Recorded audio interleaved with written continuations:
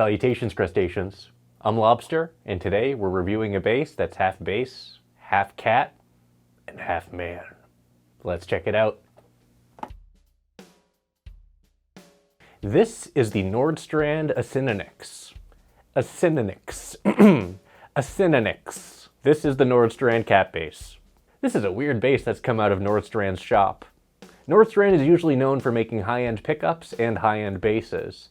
This particular one is more of a love letter or an homage to the Goya Panther bass, which is a much sought-after old-school Italian bass from the early 70s or late 60s or something like that.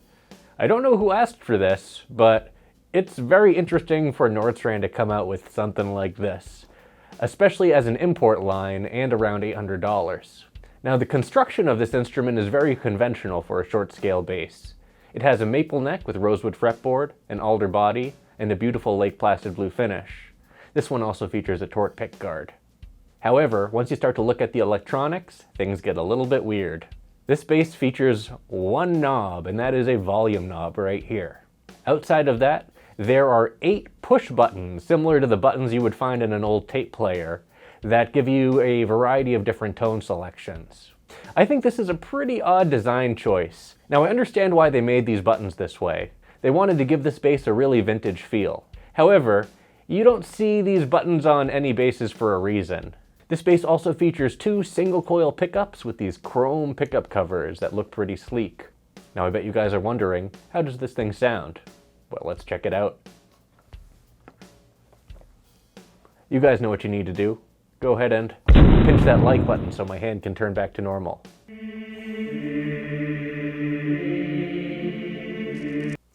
Thanks.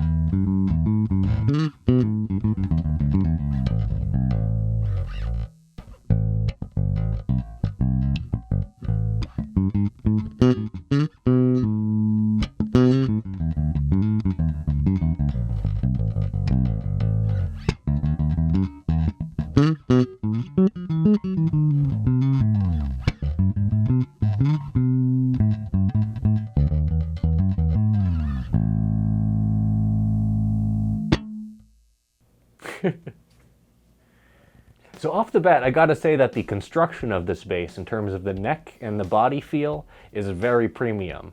Even though this is a lightweight instrument coming in at around 6.5 pounds, it does feel decently well balanced. The body isn't made of a cheap wood, it's actually alder, and the maple on the neck looks at least adequate. This bass features Hipshot hardware all around. So these lollipop tuners are Hipshot, and this is a custom Hipshot bridge, meant to replicate the look of the Goya Panther. So as I mentioned, you do have a master volume control, and that's it as far as potentiometers go. But you do have up to 16 different available tones. How different they're going to be? Well, we'll see right now. You have 2 sets of 4 buttons over at the top of the bass here. The 4 on the left allow you to pick between the pickups. You get to choose between both pickups, each pickup individually, as well as both pickups in series. The second group of 4 buttons is the tone configuration. This allows you to pick between 4 available tones. The first is everything flat, the second button brings the tone down about halfway, the third button brings the tone down all the way, and the fourth button scoops the mids. Well, let's go check out all 16 available tones, shall we? Here's both pickups with the first tone configuration.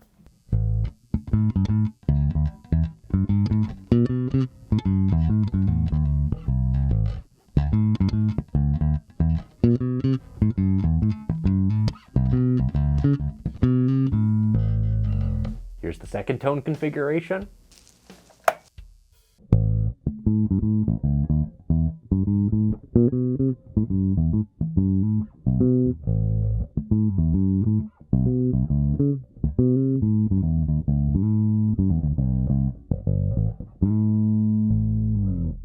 Here's the third tone configuration.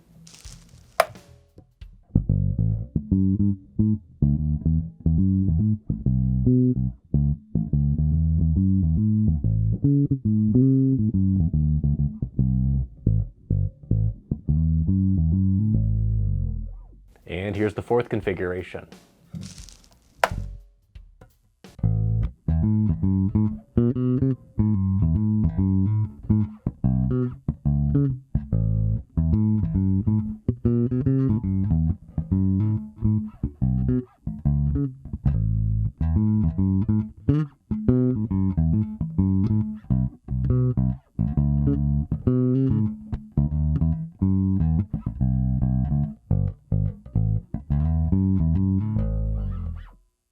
Now let's solo the neck pickup and go through the four tones again.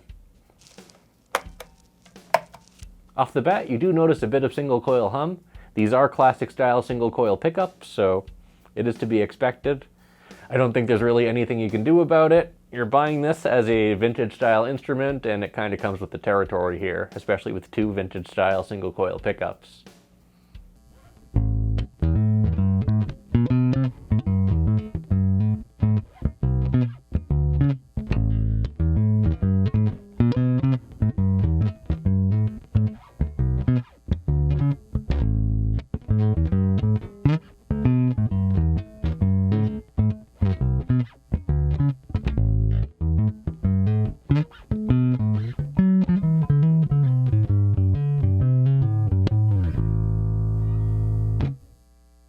Now here's the second tone.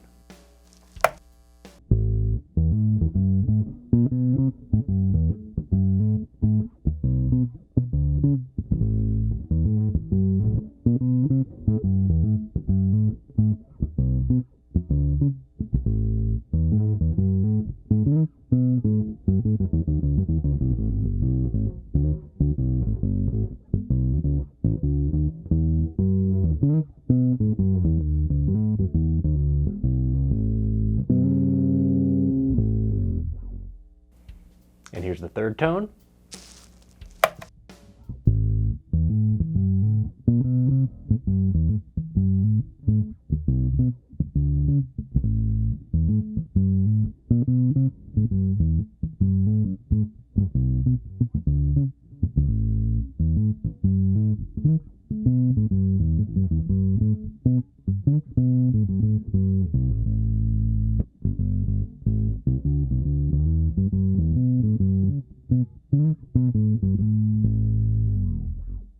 And here's the fourth tone.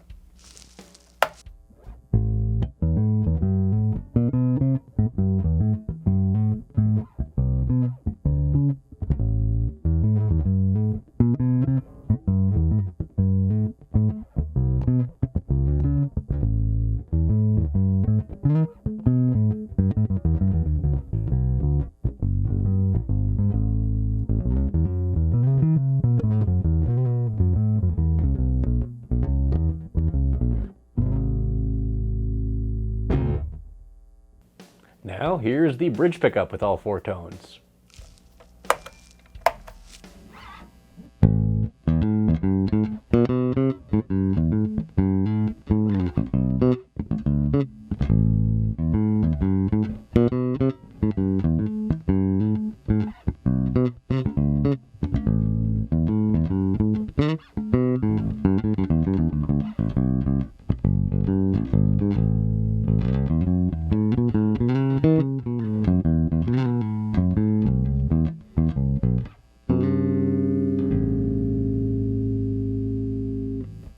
Now here's the second tone.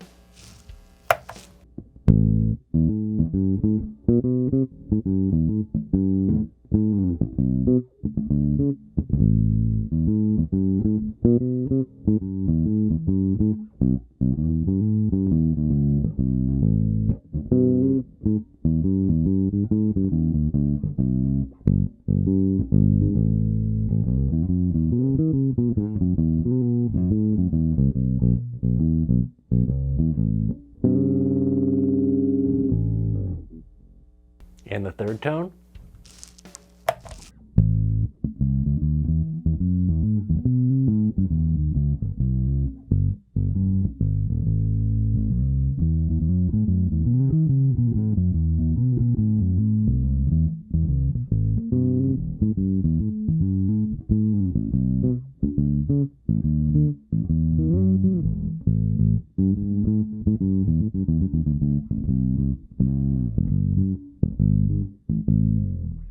And here's the fourth tone.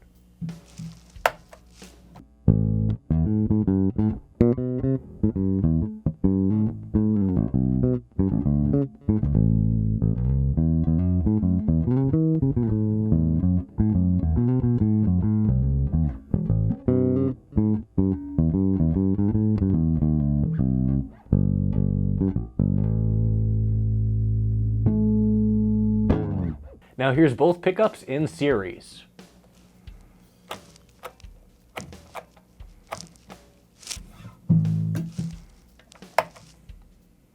And here's the first tone.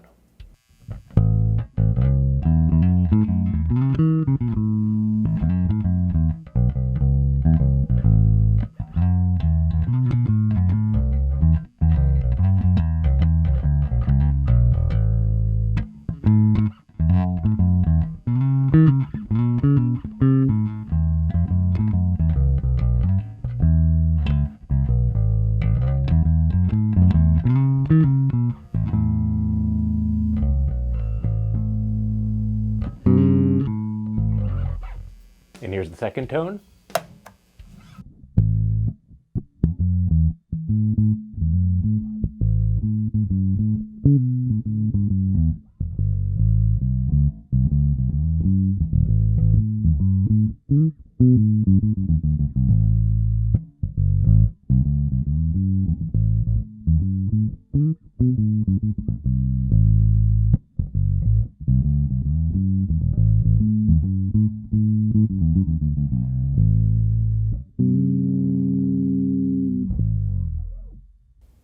And the third tone.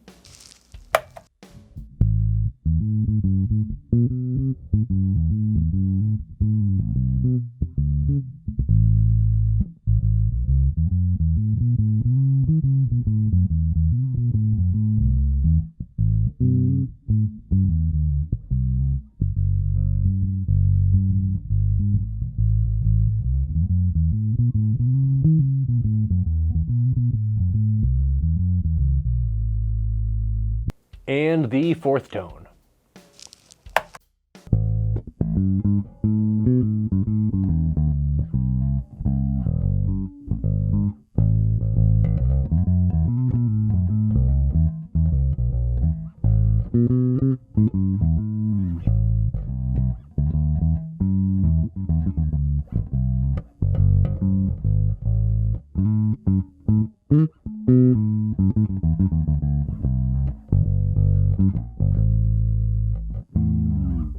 And finally, how does she slap?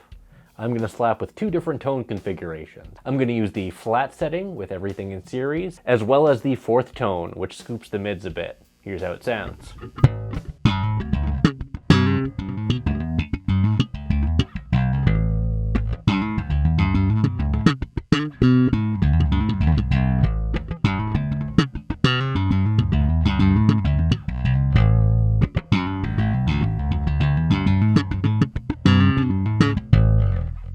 And here's the fourth tone configuration.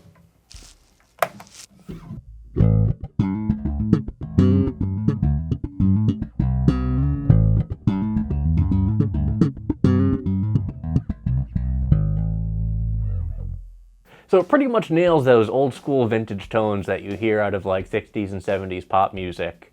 Very, very fat tone out of this little bass. However, there's two things that kind of bug me about it. One, the pickups, specifically the mounting mechanism. I like to rest my thumb on the pickup sometime, and these seem to be a bit wobbly. I don't know if that's by design, but honestly, I wish that those were secured a little bit better. Also, I really have to criticize these buttons. It's kind of a challenge to get into series mode. You really have to try a few times, and I question the longevity of the button mechanism here. I do wish I had more control over the tones. That way I can really tailor this thing to my liking. But instead you're given 16 specific tones that you really can't deviate from. For any electric guitar or bass for the past 70 years, if you have a broken potentiometer, you can simply get a new one. It's very quick and easy to replace, and you're back up and running in no time. However, with these buttons, I'm really not confident that they're going to withstand the test of time. And if I have to repair one, you really can't rent out to Radio Shack anymore, considering Radio Shack doesn't exist. So your only option is to rely on a small shop like Nordstrand, who is a great shop, don't get me wrong. However, providing replacement parts for a limited production instrument like this, in the long run, may be troublesome for Nordstrand. I think the 30.7-inch scale neck is comfortable in terms of scale length for a short scale. However, I don't like the feel of the neck. I think it's a little bit too skinny for my personal preference, and I find myself getting a little cramped on the fretboard. I do wish the neck was a little bit fatter, like the one on my Gibson Les Paul Jr. Tribute. However, again, this neck isn't bad by any means, it's just personal preference. So what am I going to rate the Nordstrand Acinonyx? Yeah! I'm going to go ahead and rate this bass 3 claws out of 5. This bass is pretty much a novelty. It's a toy. I personally wouldn't buy one to use as my main bass or a backup bass. It's something that you use to get a specific vintage tone and to show your friends and be like, hey, look at the cool buttons. However, I know that if I were keeping this instrument, it would probably end up on the rack most of the time and not get a lot of action. Though the build quality and the tones that this thing gets are pretty great, I do question the longevity of the pickup mounting system and the buttons. I feel like this bass caters to a demographic that's similar to that of the Eastwood EV1. You're buying this bass because you want this bass. You're not really shopping around. Personally, I think you can do a lot better for your money in terms of short scales. The Gibson Les Paul Jr. Tribute is around the same price, and you have the Sire U5 as well as the Sterling Stingray short scale that are around $550, which in my opinion are a much better value. Now that being said, this thing is pretty neat. Nordstrand definitely did come out with something that's very unique, and I congratulate them for taking a risk here. So, good job, Nordstrand. Well, that's it for this video. Thanks for watching, everyone. Be sure to like, subscribe, and leave a comment down below, and let me know what you think about the Nordstrand Acinonyx. And as always, until we groove again,